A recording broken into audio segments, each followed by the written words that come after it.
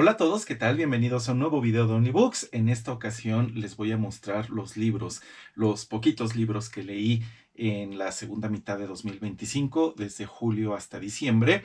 Y déjenme reafirmarles la idea de algo que ya les he comentado en videos anteriores, y esa idea es que cada vez leo menos en cantidad, pero cada vez leo más en calidad.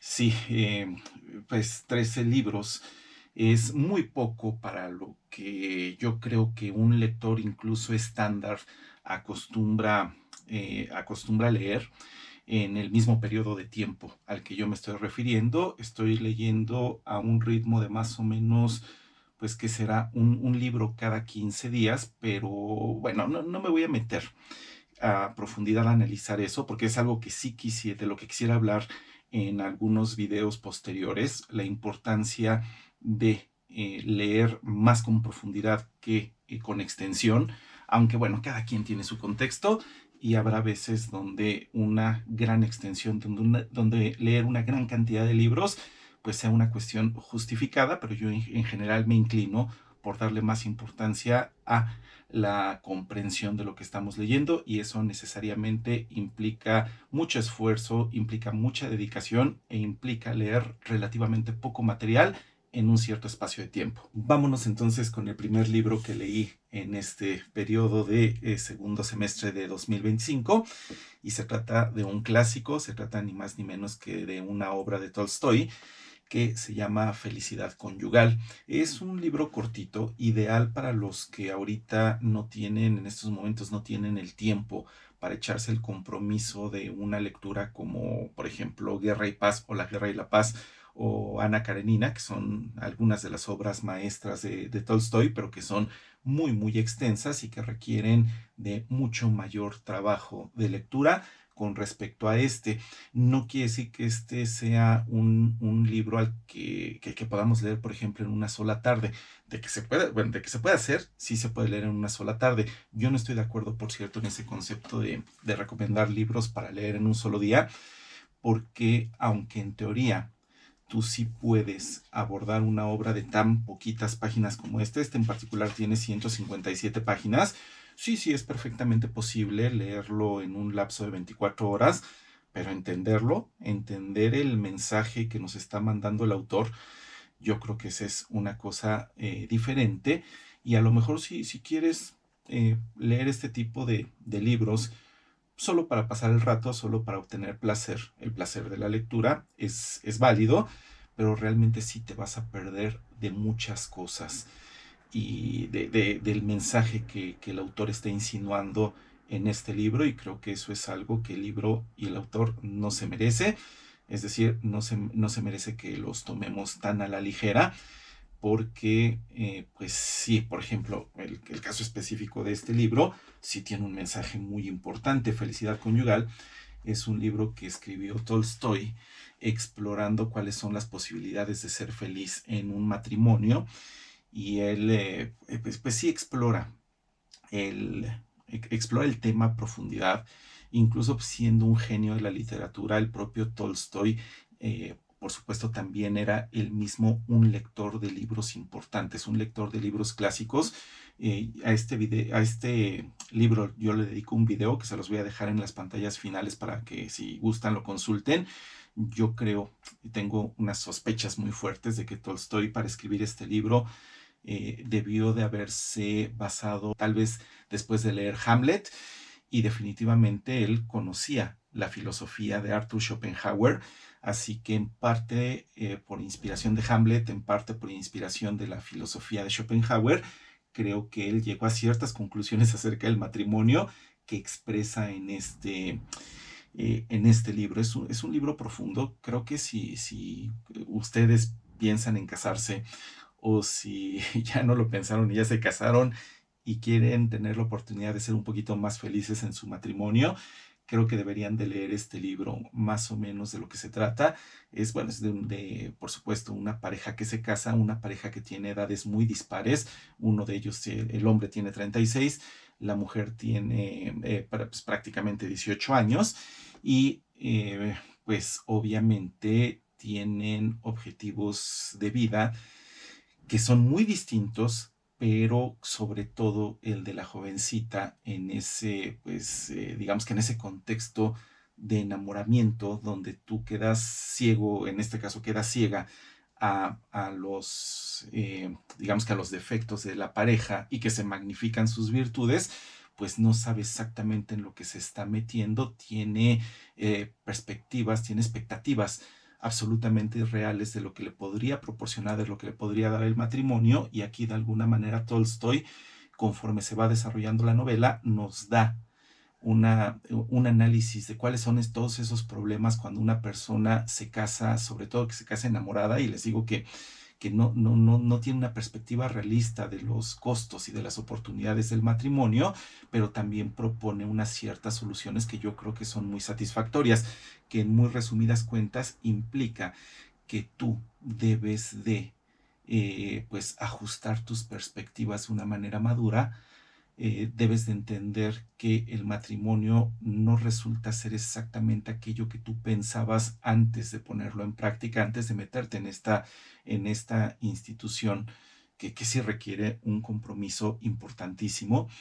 Y bueno, pues no te queda de otra más que desde una perspectiva más madura establecer un compromiso, hacer ajustes en tus perspectivas, les decía hace unos momentos, por parte de ambos integrantes de ese matrimonio para poder llevarse bien, porque un matrimonio forzosamente implica renuncias, implica que ya hay ciertas cosas que tú querrías haber hecho que ya no vas a poder hacer, pero al mismo tiempo que implica renuncias, también implica ciertas ganancias. La clave está en que lo que ganas a partir del matrimonio, desde un punto de vista humano, no hablo desde un punto de vista necesariamente utilitario, la clave decía es que lo que ganas sea más que lo que pierdes.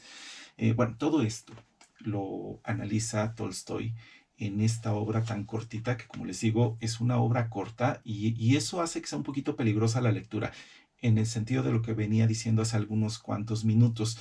Podríamos tomar esta lectura como una lectura ligera, una lectura para leer en una sola tarde, y no le vamos a poner la atención ni la reflexión que el libro requiere para que nosotros de verdad aprendamos, para que nosotros de verdad seamos unos cuando empezamos la lectura y nos transformemos de manera positiva, nos transformemos de manera productiva en un individuo distinto gracias a la reflexión que este libro motivó en nosotros. Entonces, eh, no abordemos libros para leer en una sola tarde, sobre todo cuando son clásicos. El libro no se lo merece, el autor no se lo merece y tampoco nosotros nos merecemos hacernos eso, desperdiciar lecturas que efectivamente se pueden leer en 2, 3, 4 horas, pero que implican días de reflexión. Bueno, aquí les dejo este primer libro. Vámonos con el segundo libro. Este libro bastante más extenso que el anterior, pero que vale por completo la pena. Es un género completamente distinto, es un ensayo relacionado con cine y con libros de terror del gran maestro del terror contemporáneo, desde mi punto de vista el tercer mejor escritor de terror de todos los tiempos, solamente por detrás de Edgar Allan Poe y de Lovecraft. Estoy hablando por supuesto de Stephen King. La danza macabra es un libro totalmente recomendable. Es muy difícil que yo llegue a tener una lectura que no sea recomendable, o sea, que una lectura de la cual no les pueda decir, este libro se los recomiendo, porque mis lecturas están muy bien seleccionadas. Yo no me voy así con esas aventuras un tanto arriesgadas de comprar novedades literarias solamente porque me gustó la portada o solamente porque todo el mundo la está leyendo. Así que es verdaderamente raro que yo llegue a tener una desilusión completa y absoluta en algún libro que yo lea. De hecho, aquí en el canal de Only Books no sería posible hacer un video de lecturas que me decepcionaron, porque sí llega a darse el caso de vez en cuando, a pesar de lo bien seleccionados que tengo los libros, pero no llegan a juntarse tantas, ni siquiera al paso de años y años, como para que logre hacer un video dedicado al tema. Entonces, este libro en particular es esclarecedor acerca de la naturaleza humana, nos habla acerca de el significado de la literatura de terror en general, y es un análisis de libros digamos que también películas de terror, sobre todo de la segunda mitad del siglo XX en adelante, y nos habla acerca de la importancia de un género, del género de terror, que está tan subestimado injustamente por parte de los amantes de la lectura, pero que es un género que nos puede proporcionar tantos beneficios, que nos puede proporcionar tantas cosas, que tiene incluso una función psicológica, una función de purgarnos de los terrores reales. Es decir, a grandes rasgos, la propuesta que tiene aquí Stephen King acerca de la utilidad de la literatura de terror, que yo estoy de acuerdo con esa interpretación que tiene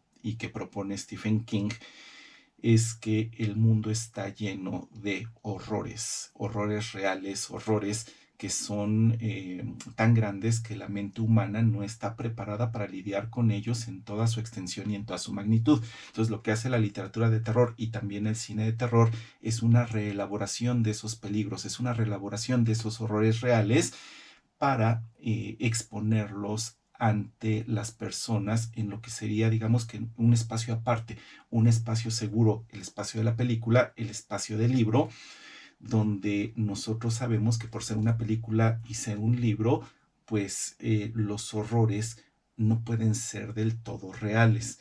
Son horrores que pues están ya manipulados, que están ya reelaborados para que nosotros, viendo que esos horrores son solo ficción, entre comillas, son solo ficción, pues podemos purgarnos de alguna manera de esos, entrar en un proceso de catarsis que nos va a liberar, que nos va a proporcionar la oportunidad de vivir vidas un poquito más sanas, un poquito más relajadas, un poquito más liberadas, porque esos horrores reales que son inabordables, nuestro subconsciente y nuestra mente puede manejarlos, puede trabajarlos de tal manera que se vuelvan aceptables a través de esa propuesta que el director de cine o que el escritor de terror nos propone en sus obras. Entonces, es digamos que un género que nos da la oportunidad de pues hacer una cierta terapia, nos proporciona productos que en este caso serían lecturas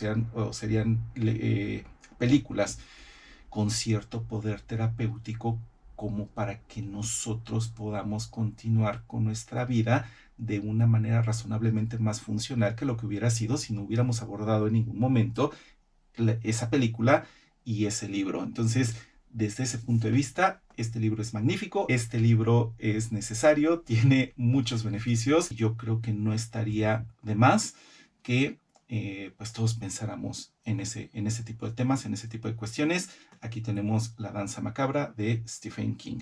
Mis siguientes dos lecturas, porque este libro tiene dos novelas, también son de Stephen King, del famoso libro de las 4 estaciones. Aquí en México se dividió en 2 volúmenes, allá en Estados Unidos me parece que sí se publicó en un solo volumen. De aquí han salido varias de sus novelas más famosas, sobre todo cuando fueron llevadas al cine.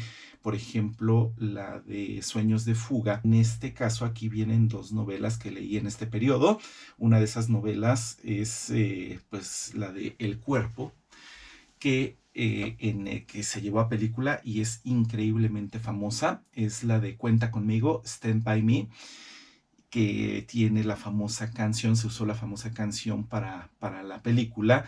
Esa canción precisamente de Stand By Me, de Benny King, de esa canción que es totalmente reconocible, totalmente inconfundible. Me parece que debe de ser como de 1961, 1962. Pues es una película muy conocida y también es uno de los libros más admirados de Stephen King. Es un genio para manejar metáforas y alegorías que dan exactamente en el centro el significado de lo de lo que implica ser humano. Así que si no han leído a Stephen King, les recomiendo mucho que comiencen a hacerlo. Aquí viene entonces esta novela de El cuerpo, The Body, se llama.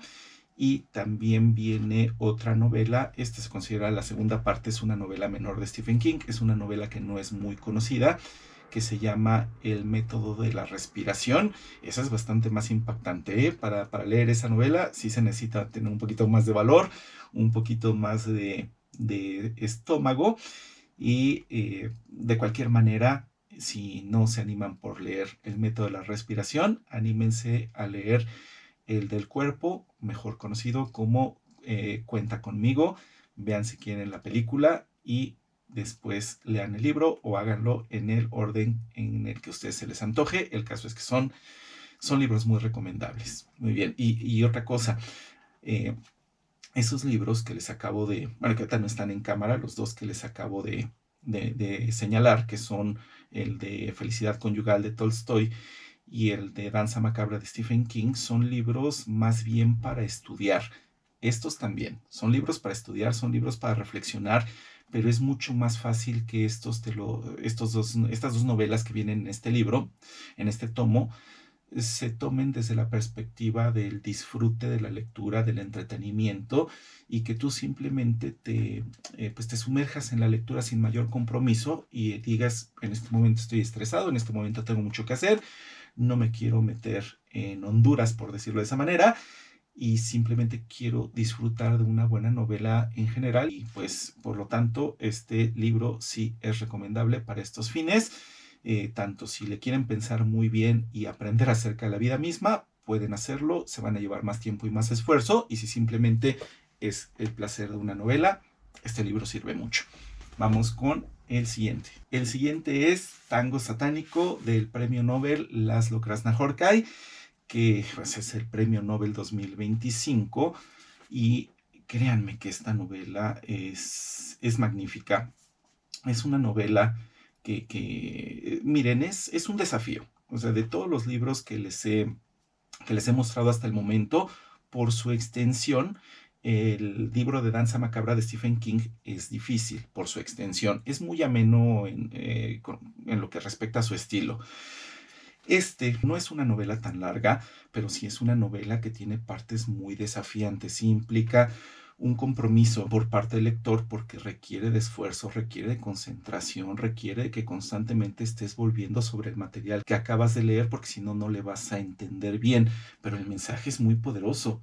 El mensaje es acerca de la degradación del ser humano, de nuevo, de lo peor del ser humano, difícil de soportar porque nos pone a nosotros ante un espejo, incluso a uno mismo como individuo te pone ante un espejo y te regresa una imagen que tú no quisieras ver, pero que sin embargo, si tú no tienes el valor de aceptar que hay cosas que no están bien, no necesariamente porque estés haciendo las cosas mal, a veces sí, pero simplemente porque esa es nuestra naturaleza como seres humanos, o más bien es parte de nuestra naturaleza, pues si nunca aceptas tus problemas, nunca vas a poder resolverlos. Entonces, en el caso de Tango Satánico, nos habla acerca de la degradación del individuo, pero sobre todo de la degradación social.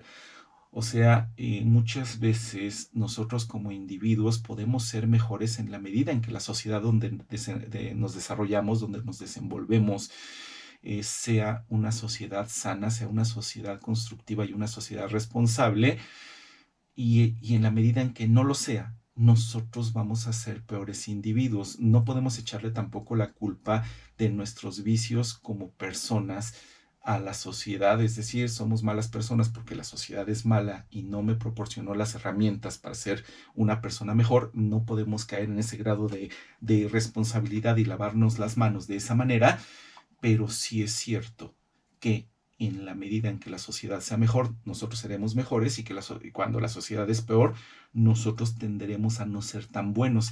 De eso nos habla el Tango Satánico de Laszlo Krasznahorkai y cómo el ser humano es un lobo para el ser humano, y por muchas razones, pues nosotros terminamos aprovechándonos de los demás por nuestras deficiencias, porque queremos tomar venganza de nuestras propias limitaciones y por eso muchas veces perjudicamos a los demás, y sobre todo se concentra en la figura, ante todo, en la figura del falso Mesías, de cómo la libertad es una carga demasiado pesada para el individuo, cómo nosotros en el fondo quisiéramos no ser responsables de nuestros actos, cómo quisiéramos no ser responsables de nuestras vidas y esperar que algún héroe llegue del mundo exterior para resolvernos para resolvernos todos nuestros problemas y para salvarnos, pero en el fondo eso no va a suceder. Y de hecho, en la medida en que nosotros estemos esperando eso, el resultado que vamos a tener va a ser contraproducente, porque lo más probable es que lleguen falsos héroes, falsos mesías, que lo único que quieran es sacar provecho de nosotros, y nosotros con todo gusto, porque estamos horrorizados de la responsabilidad que implica ser libres, pues también estamos horrorizados de la responsabilidad y del trabajo que implica vivir, y sobre todo que implica vivir bien, que queremos desprendernos de todos esos pesos. Entonces cuando llega el falso Mesías, le damos todo simplemente para en algún momento darnos cuenta de que fuimos engañados, de que fuimos timados y de que al final vamos a estar peor de lo que estábamos en un principio. No nos queda de otra más que de algo horrible, un horror, hacernos responsables de nuestras vidas, de nosotros mismos, y tratar de salir adelante de la manera más decente que nos sea posible. De eso se trata El Tango Satánico, pero recuerden, esta novela es muy desafiante. De hecho, les podría decir fácilmente que todos los libros que les voy a presentar en esta sesión, este es el libro más desafiante de todos. Vamos con el siguiente. Así como el libro de las 4 estaciones de Stephen King, que tenía 2 obras, este también tiene 2 obras. Bueno, de hecho tiene más, tiene 3 obras y mucho material extra. Este libro, hay muchos que lo conocen, se llama La Noche de los Monstruos, que es una edición que me gusta mucho. Tiene ciertos errorcitos por ahí, pero en general me gusta mucho y tiene un precio muy accesible. Reúne las obras que se escribieron o que se escribieron, digamos, como resultado de una reunión, una famosísima, legendaria reunión del mundo de la literatura que se dio en Suiza, a las orillas de un lago que se llama Lago Lemán. Esa casa, por cierto, todavía existe, se llama Villa Diodati. Se llama Villa Diodati, es una casa ahí por Ginebra, y allí en la noche y la madrugada del 16 de junio de 1816, el famoso año sin verano, se juntaron varios de los más grandes genios de la historia de la literatura. Para empezar, estuvo Lord Byron, estuvo también el matrimonio de los Shelley, Mary Shelley y Percy Shelley, y también estuvo una figura un tanto menor de la historia de la literatura, el médico John William Polidori. Era el doctor, el médico que acompañaba a Lord Byron, que en ese momento era una figura reconocidísima. Era de todos ellos 4, era el que tenía mayor reconocimiento en el mundo de la literatura europea. Por azares del destino, créanme que la historia es complejísima y muy enredada, estos 4 personajes terminaron viéndose en Villa Diodati, lo repito, en 1816, y la madrugada exacta del 16 de junio, mientras estaba leyendo un libro también legendario, que por cierto aquí tengo una edición en mi biblioteca, que se llama Fantasmagoriana, una recopilación alemana de historias de fantasmas. A Lord Byron se le ocurrió proponer el reto de ver quién escribía la mejor historia de fantasmas. El ambiente era perfecto para contarse historias de fantasmas, para leer historias de terror, y por qué no en estos genios de la literatura para escribir algo al respecto. Entonces pusieron manos a la obra. Por supuesto que escribir una historia de cualquier tipo, no solo de terror, implica un trabajo que no puede ser completado, que no puede ser coronado en una sola noche. Entonces, con el paso de los días, con el paso de las semanas, incluso habiendo terminado esa reunión en Villa Diodati, ya cada uno se fue, abandonó Villa Diodati, se fueron para donde tenían que irse. De hecho, los Shelley terminaron regresando a Inglaterra.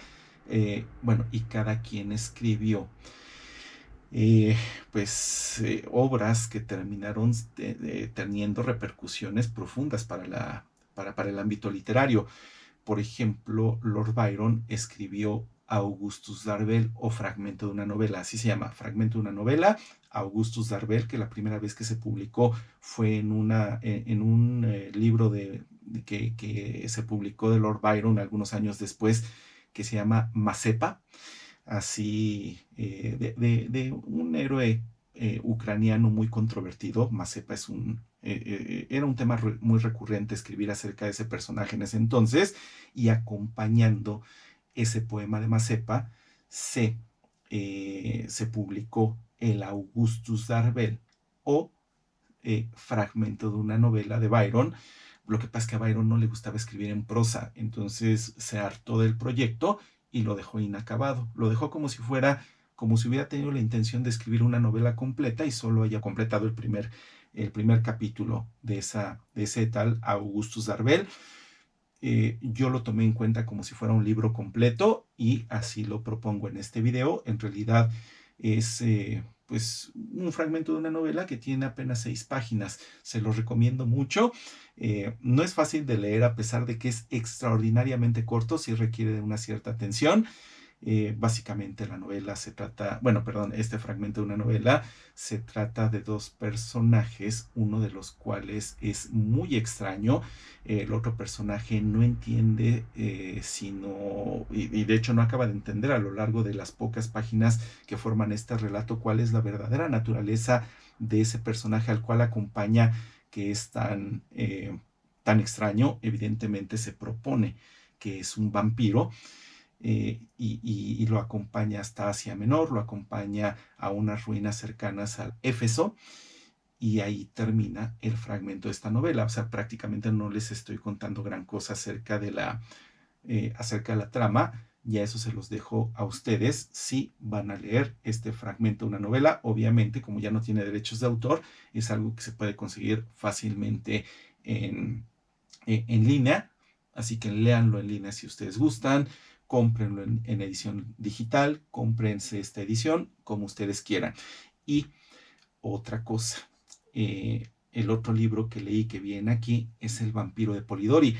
En el mundo de BookTube es conocidísimo que el vampiro moderno, la figura del vampiro moderno, obviamente fue pulida y consolidada por ese famoso libro de 1897, el de Bram Stoker, de Drácula. Pero el precedente moderno de esa novela, ya que culminó, que coronó y que pulió esa figura moderna del vampiro, que es la de Bram Stoker, tiene su precedente en la obra que escribió en 1816, o sea, unos 80 años antes, John William Polidori. Lo que muchas veces no se sabe es que Polidori leyó el fragmento de una novela, o Augustus Darbel, de Lord Byron, y en eso se inspiró para hacer su propia narración del vampiro. Que miren, Augustus Darbel es fascinante por el contexto en el que fue escrito, y es una obra que, les repito, requiere concentración, requiere cierto contexto, pero son muy poquitas páginas. Se puede leer rápido y se puede comprender con algo de esfuerzo adicional. En el caso del vampiro de John William Polidori, pues sí hay que comprender, si nos gusta la literatura de vampiros, que sí fue, digamos, que el fundador de la novela del vampiro moderno, pero sí tuvo su precedente en el Augustus Darbel de Lord Byron, y eso es algo que tenemos que reconocer para que nuestros conocimientos acerca del tema sean más precisos. No se van a encontrar en el vampiro una obra maestra. De hecho, es una obra que me parece interesante, me parece entretenida. Dista mucho de ser una de las obras maestras de la literatura universal. No lo es definitivamente. El final es tan deficiente que hasta me parece cómico, me parece hilarante, aunque más bien la intención del autor es que fuera dramático.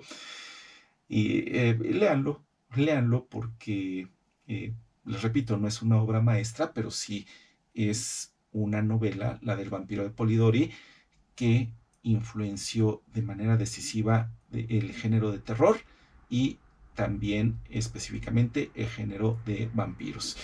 Entonces ahí están otras 2 recomendaciones y esta edición en específico. Siguiente libro, acerca de divulgación de la ciencia, En busca del fuego, toda una colección de 60 libros que afortunadamente ya estoy retomando. De hecho, hablo acerca de del contenido de este libro en algunos de mis videos de aquí del canal de Only Books. Y pues literatura de divulgación científica. Si les gusta la literatura de divulgación científica, los felicito porque es algo que es imprescindible para entender el mundo, para entender la naturaleza humana, porque a veces los seres humanos podemos ser tan destructivos y a través de ese entendimiento pues tratar de controlar de nuestra naturaleza o tratar de encauzarla hacia, pues, hacia aspectos más positivos.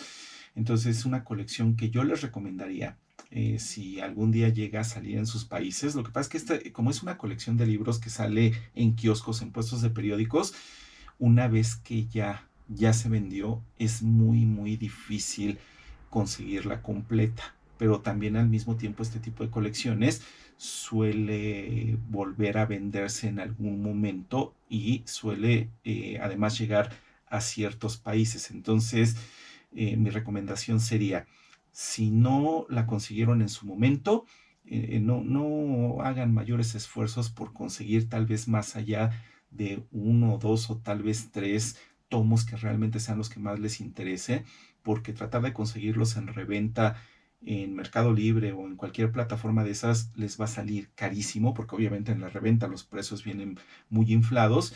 Si de verdad les interesa este tipo de temas, mejor cómprense libros que hablen acerca de esta misma temática en librerías de manera, digamos que pues, a la manera tradicional, o búsquenlos de manera digital, como ustedes quieran.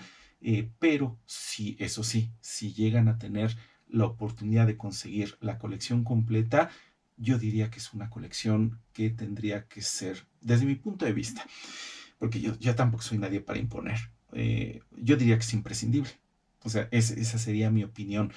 Un conjunto de 60 tomos que nos ayudan a comprender poderosamente nuestra naturaleza, porque solamente entendiendo nuestra naturaleza tendremos la oportunidad de llevarnos bien entre nosotros, de llevarnos mejor, de llevarnos bien incluso con nosotros mismos, entendiendo cuáles son las raíces evolutivas de nuestros comportamientos, de nuestras pulsiones, de nuestras obsesiones y de todo aquello que nos hace ser lo que somos para bien y sobre todo para mal, que eso es lo que más interesa corregir. Muy bien, pues aquí está En Busca del Fuego de Editorial Salvat. Si lo pueden conseguir, consíganlo. Si no, aquí sí, no hay ningún problema. Siguiente libro, ni más ni menos que del segundo mejor escritor de terror de todos los tiempos, Howard Phillips Lovecraft. Este libro es el segundo volumen de su narrativa completa en la colección gótica de Valdemar, que es de una calidad increíble esta colección. Cómo me gustaría tener todos los tomos bueno, y tener tiempo para leer todos los tomos, porque, bueno, pues no leí completo este volumen. Lo que leí fue pues una novela corta de Lovecraft. Era de hecho su preferida, la del color que surgió del espacio, que es una novelita que yo había leído desde niño. Es una novela que leí, de hecho fue de los primeros libros que leí, por supuesto, en otra colección distinta. Ahí conservo el libro que leí en su momento. Me fascinó esa novela, pero por supuesto siendo un niño, yo creo que habré tenido unos 11 años cuando leí El color que surgió del espacio. Pues no entendí el mensaje, pero sí disfruté muchísimo la lectura. Ya habiendo leído como adulto El color que surgió del espacio, que por cierto lo leí en el contexto de el club de lectura de Only Books. Déjenme hacerles un anuncio aprovechando el viaje. Denle clic al botón unirse, y si le dan clic al botón unirse se les va a explicar cuáles son los beneficios de unirse como miembros del canal, cuáles son los beneficios. Se les proporciona un video adicional cada semana, participar automáticamente en un club de lectura, y tenemos transmisiones en vivo cada 3 semanas. Así que espero que sea algo que les interese, explórenlo y a ver si se convencen de convertirse en miembros del canal de Only Books. Es algo muy bueno, se los recomiendo. Pero bueno, vamos a seguir con El color que cayó del espacio. El color que cayó del espacio, una de mis lecturas favoritas de todos los tiempos. De hecho, Lovecraft fue un autor lo suficientemente inteligente, lo suficientemente genial como para inventar, no digamos un género literario nuevo, que eso ya es prácticamente imposible, pero tuvo las agallas y la inteligencia para inventar un subgénero nuevo, el subgénero de terror que se llama horror cósmico, que también tiene un significado pues muy en lo, pues digamos, en línea con lo que les estaba contando cuando les comenté lo de Danza Macabra de Stephen King. Es un género terapéutico que nos habla de los peores horrores de la humanidad, que nos habla acerca de algo que es verdad. Los seres humanos somos minúsculos a comparación del poder del universo, un universo peligrosísimo para los seres humanos, un universo que al mismo tiempo es indiferente y que nos puede borrar del mapa en cualquier momento. ¿Por qué? Porque cualquier alteración universal, como por ejemplo la caída de un meteorito gigante, la explosión de una estrella cercana que se convierte en supernova, sin tener ningún interés ni ningún respeto por la vida en la Tierra, ni siquiera en la vida humana, puede borrarnos fácilmente la existencia. Este tipo de horrores, los mayores horrores de todos, de nuevo, son inabordables para la mente humana. Si nosotros quisiéramos captar en toda su expresión y en todo su significado, los peligros que nos rodean, darnos cuenta a cabalidad del tamaño y el filo de la espada de Damocles que pende sobre nuestras cabezas a cada momento, sería algo literalmente, desde el punto de vista de Lovecraft, y yo estoy de acuerdo con él, sería algo como para volverse loco. Entonces lo que hace Lovecraft es lo que les decía hace rato, toma esos horrores reales, esos horrores inabordables que no se pueden ver de frente en toda su magnitud sin enloquecer, los reelabora a través de la herramienta de la lectura, los transforma en una novela, los transforma en un cuento, y gracias a la lectura de ese cuento, de esa novela, nosotros entramos en un proceso de catarsis, en un proceso de sanación, en un proceso de liberación que nos permite aceptar esos horrores a un nivel subconsciente. Cuando nosotros ya volvemos del plano de la literatura al plano real, nos sentimos un poquito más capaces, nos sentimos un poquito más un poquito con más confianza de navegar por el mundo real, a pesar de que en el fondo, de manera objetiva, el mundo sigue siendo igual de peligroso, igual de amenazante, igual de mortífero, pero algo cambió desde el punto de vista subjetivo. Nosotros nos purgamos de esos peligros, los reelaboramos, y gracias a esa reelaboración somos capaces de llevar una vida un poquito más soportable. Y esa es la oportunidad que les da la lectura de este tipo de novelas de horror en general y de horror cósmico en particular. Todo lo que sea de Howard Phillips Lovecraft se los recomiendo, y pues eso ya lo analizamos en el club de lectura de Only Books. Así que de nuevo, únanse, vuélvanse miembros del canal. Vámonos con el siguiente libro. El video se está extendiendo muchísimo y ya tengo que presentarlo mañana. Solamente ahorita, en estas horas que quedan de la tarde, tengo tiempo pues para hacer la edición. Así que vámonos rápido. Otro libro de Editorial Salvat, de la colección de Evolución Humana, El árbol de la familia humana. A este no quiero hacer grandes comentarios porque sí es un libro importante, es un libro que me llamó mucho la atención, pero que quiero dedicarle un video en particular. Hay mucho que decir acerca de este tema.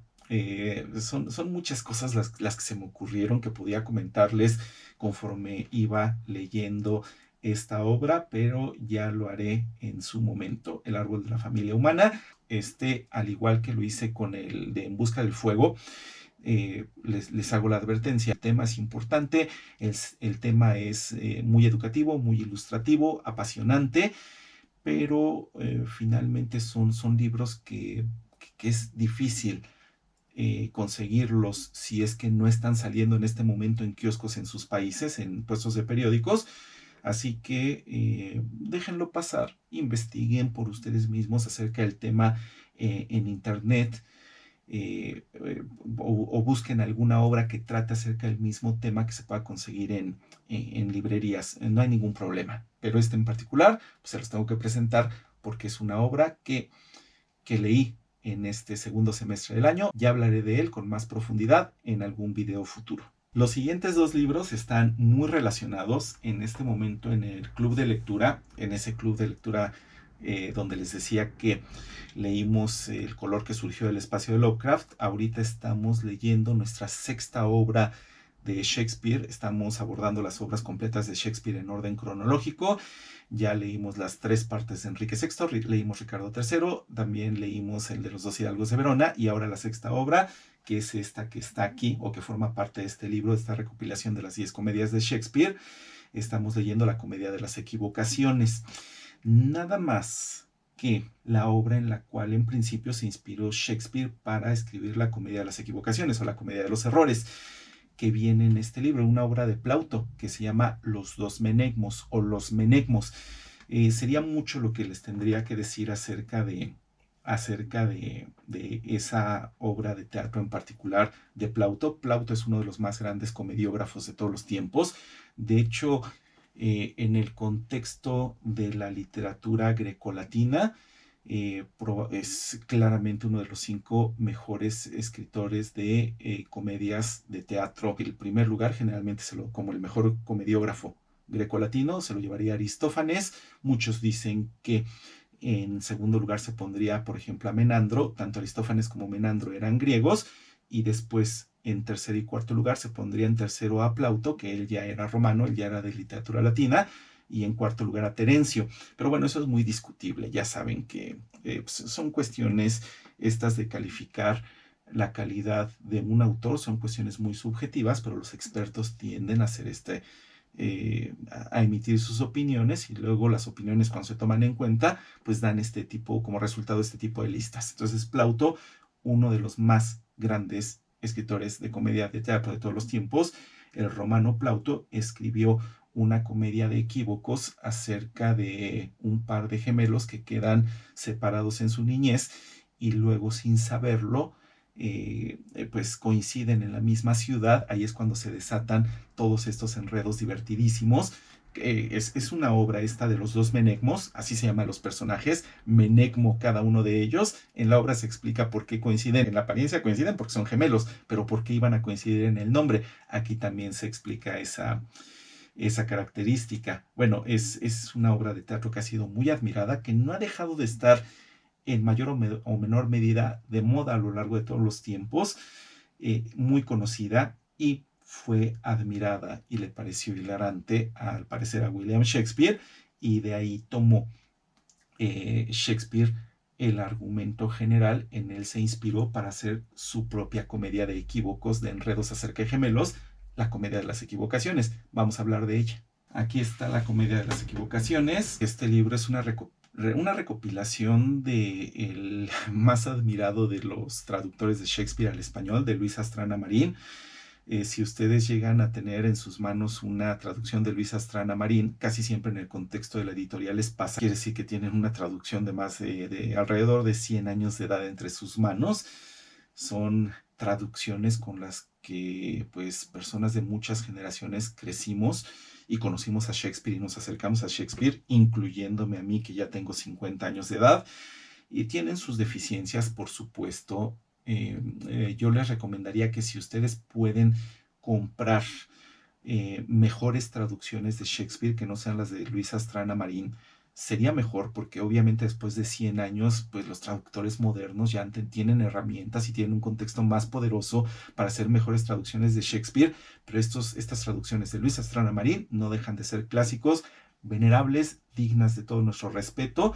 Yo no he leído otra cosa en mi vida que no sean traducciones de Luis Astrana Marín, pero si ustedes tienen pues la oportunidad de mejores traducciones, digamos que más contemporáneas, más modernas, háganlo, no lo duden. Pero bueno, yo lo que quiero comentarles un poquito acerca de cómo me fue con la Comedia de las Equivocaciones. Es una obra profunda. A veces se discute cuál es la mejor versión, si la de los dos Menegmos de Plauto o la de la de Shakespeare, de la Comedia de las Equivocaciones. Yo no diría que ninguno de los dos trabajos es débil para nada. Las dos son obras de teatro excelentes, son muy buenas, pero sí me inclinaría por darle pues el trofeo a la mejor de las dos obras, a la Comedia de los Errores. Incluso Shakespeare dobla aquí la apuesta, ya no presenta a una pareja de gemelos, sino presenta a dos parejas de gemelos que son las que en un evento traumático en la niñez quedan separadas y luego una de las parejas emprende un viaje por el mundo para buscar e intentar encontrar a la pareja de gemelos perdidos. Llegan sin saberlo al lugar donde efectivamente están esta pareja perdida, y ahí es cuando se empieza a dar todos los enredos que son tan divertidos en esta comedia de Shakespeare. Por cierto, terminan por llegar precisamente a Éfeso, una antigua ciudad de Asia Menor, una ciudad griega de Asia Menor, donde también se desarrolla el final del fragmento de una novela de Lord Byron. Pero bueno, el caso está en que la comedia de las equivocaciones tiene mucho significado. Obviamente Shakespeare era un explorador increíblemente profundo de la naturaleza humana. No les recomendaría que ninguno de estos libros los lean de manera superficial. Yo creo que siempre hay que hacer un esfuerzo, porque en este tipo de obras maestras pues hay que tratar de entender el significado, lo que nos está insinuando el autor y lo que nos está insinuando aquí es genial. Un análisis de lo que significa el matrimonio en parte, parcialmente. De eso se trata la comedia de los errores, pero sobre todo eso acerca de lo que significa la identidad humana, que no es un tema nada fácil de abordar. Vemos que en parte la identidad humana no nada más es una cuestión de cómo nos percibimos objetivamente a nosotros mismos, que no hay tal cosa como percibirnos objetivamente. Siempre nos percibimos de manera subjetiva, y muchas veces el menos calificado para analizar nuestra propia naturaleza y para entender nuestra propia personalidad somos nosotros, puesto que nos escondemos demasiadas cosas de nuestra conciencia, pero al mismo tiempo la personalidad, la individualidad también es una construcción social que consiste en cómo los demás nos perciben a nosotros. Todo eso es cosas geniales, cosas muy profundas que, que nos hacen pensar muchísimo y que nos hacen conocernos. Y qué mejor que conocernos a nosotros mismos que de la mano del que tal vez sea el ser humano más sabio de la historia de la humanidad. No el más inteligente, no el más culto, pero sí probablemente el más sabio, que sería William Shakespeare. Si tuviera que ponerle un candidato a ser su mayor competidor como el ser humano más sabio de todos los tiempos, probablemente sería Arthur Schopenhauer. Y bueno, ya sé que con esto a lo mejor voy a desatar la furia de algunas personas, pero con estas dos propuestas, sobre todo con la de Schopenhauer, pero bueno, no voy a hablar más de eso. Dejémoslo en que La comedia de los errores es una obra magistral, aquí sí, sobre todo en la medida en la que nos damos el tiempo para profundizar en lo que estamos leyendo y reflexionar en lo que estamos leyendo. Si nosotros recomendamos La comedia de los errores como un libro para leer en una sola tarde que se puede hacer perfectamente, es como si le estuviéramos escupiendo en la cara a Shakespeare, y es como si le estuviéramos bailando encima a este libro. Una falta de respeto tremenda al libro y a nosotros mismos, porque nos estamos perdiendo de esa oportunidad tan única al leer a Shakespeare, de entender nuestra naturaleza y saber por qué nosotros somos como somos. No lo leamos en un solo día, pongamos la atención sobre todo a las obras de El Bardo. Último libro.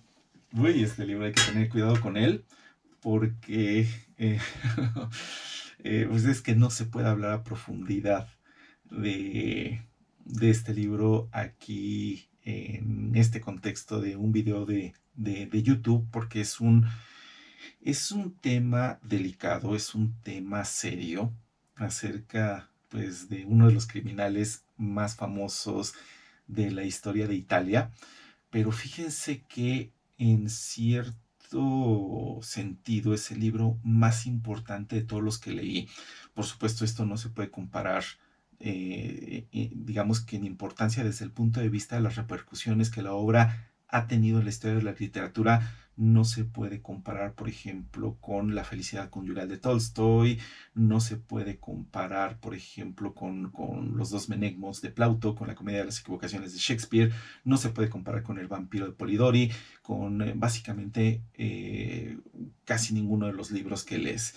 que les mostré en este momento. Sin embargo, a lo que me refiero es que es importante porque es una lectura extraordinariamente integrativa de todo de todos los libros que les presenté.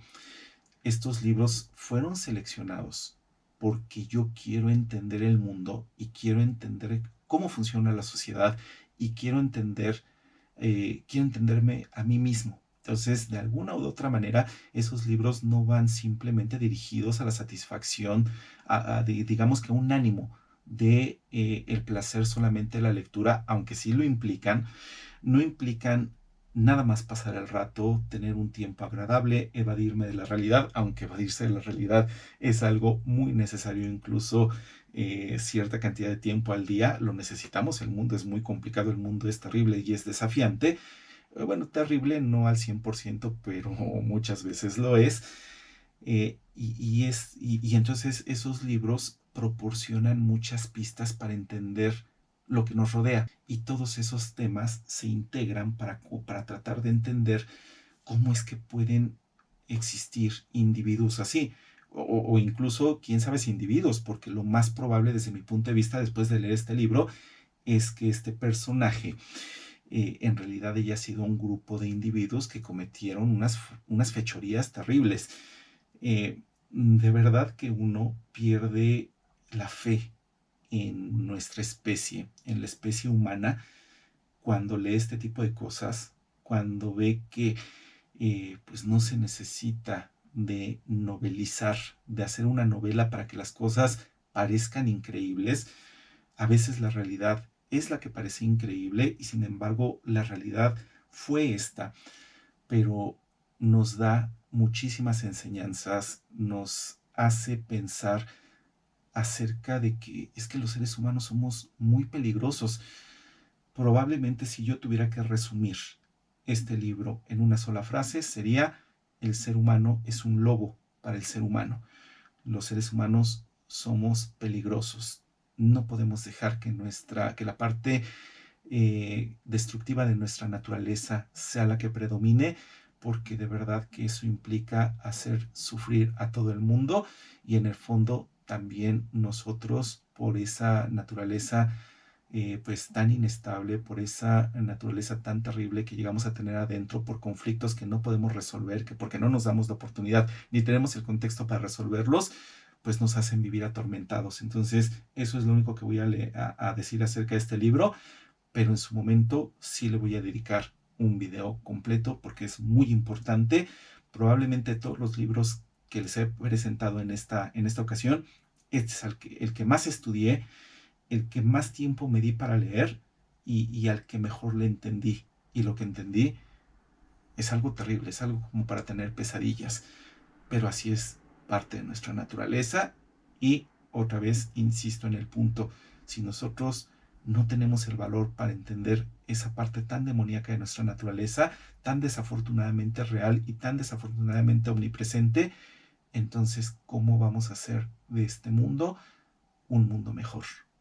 Este es el último libro y ahora vámonos a la conclusión del video. Ya nada más me queda agradecerles que hayan llegado hasta el final. Espero que todas estas lecturas les hayan parecido tan edificantes, tan importantes, tan apasionantes como me lo parecieron a mí. Si ustedes quieren conseguirse estos libros, adelante. Yo me tomo muy en serio ese trabajo como booktuber, de que pues obviamente con el solo hecho de hablar de un libro y alabar a un libro, pues hay seguidores que pues van a tomar en cuenta la recomendación como para invertir dinero comprando ese libro, y sobre todo van a invertir horas y horas de tiempo leyendo esa recomendación. Y uno como booktuber no puede ser ligero, no puede ser superficial, no puede ser irresponsable, pues haciendo la recomendación de cualquier cosa de literatura que se pudiera decir literatura superficial, literatura estilo comida chatarra, pero en el contexto del mundo de los libros. Entonces yo pues esa parte del ser booktuber me lo tomo muy en serio. Entonces, bueno, pues tengan la confianza de que si el libro lo compran, si el libro lo consiguen, puede ser un libro que les va a servir mucho, que les va a dar mucha luz acerca de la comprensión de todo lo que nos rodea y de todo lo que tenemos adentro. Y bueno, espero que no queden defraudados por ninguna de estas lecturas, sea cual sea la que ustedes escojan, si llegan a escoger alguna. Perfecto, pues ahora sí, llegó el momento de despedirnos. Les agradezco mucho que hayan estado aquí, les agradezco mucho que pues vean el contenido de OnlyBooks. No se les vaya a olvidar poner su like, no se les vaya a olvidar suscribirse al canal si todavía no lo han hecho y si les gustó el contenido, si les gustó este video. Y por el momento me despido de ustedes diciéndoles que yo soy Roberto y que nos vemos muy pronto.